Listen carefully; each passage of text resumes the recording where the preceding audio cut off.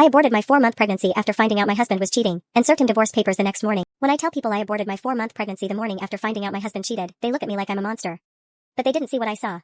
It was a Thursday night. He texted me saying he'd be working late again. I believed him. I always did. I was 4 months pregnant, exhausted, nauseous, and holding on to this idea that all the pain would be worth it once we had our baby. At around 11:30 p.m., I got a message from a random woman on Instagram.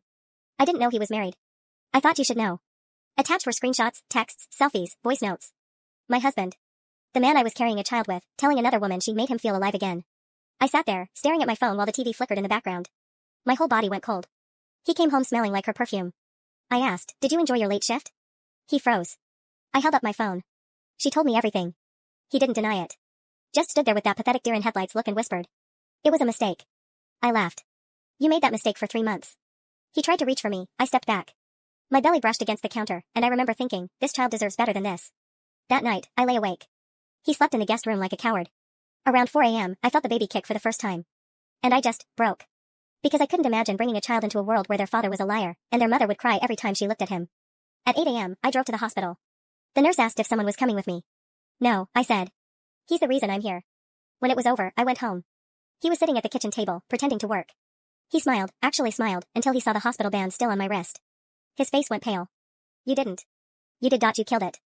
He started crying. Real tears this time, but not out of love, out of shame. I could see it. He wasn't grieving the baby. He was grieving his image. I can't believe you do that, he said. You killed more than just my trust, I told him, and left the divorce papers on the counter. I packed my things.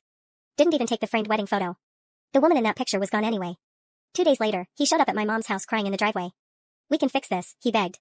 No, you broke something that can't be fixed. I made one mistake. You made choices. Every single time you texted her. Every time you came home and kissed me after sleeping with her. He called me heartless. I told him I finally found mine. A week later, the other woman dumped him.